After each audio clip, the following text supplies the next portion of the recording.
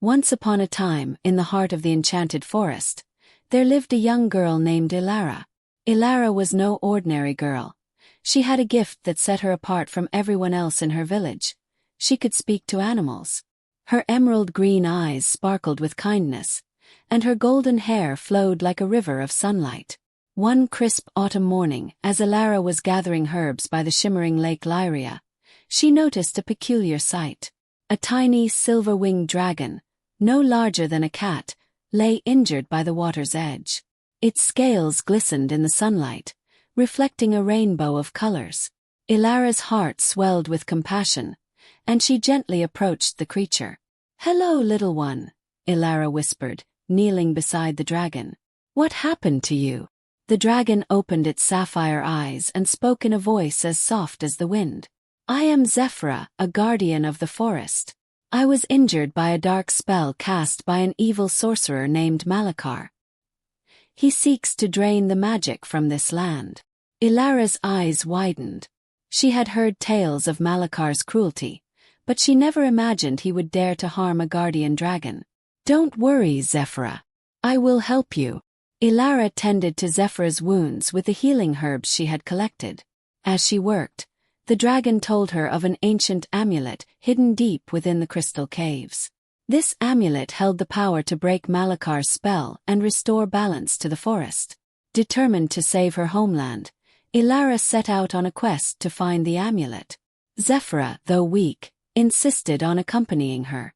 Together they journeyed through dense woods, crossed roaring rivers, and climbed steep mountains.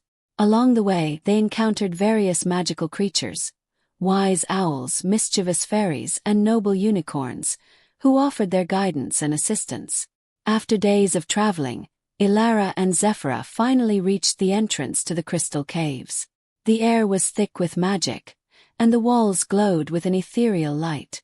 As they ventured deeper into the cave, they encountered a series of challenges: a riddle-spouting sphinx, a maze of shifting mirrors, and a bridge guarded by a troll.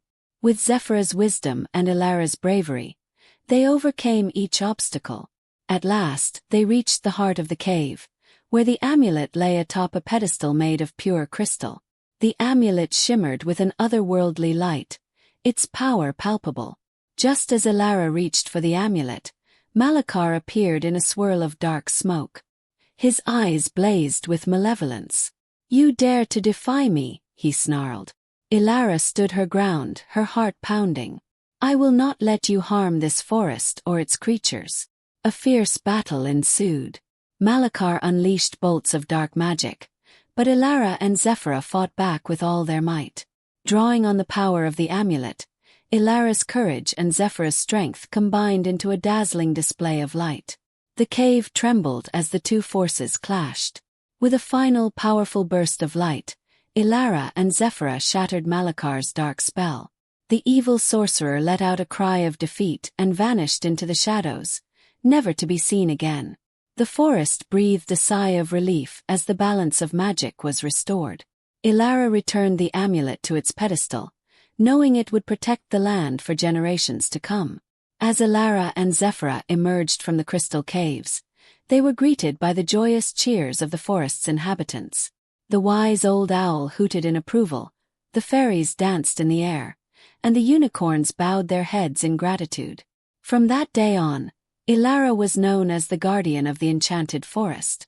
Her bravery and kindness became legendary, and she continued to protect the magical land she loved so dearly, with Zephra by her side.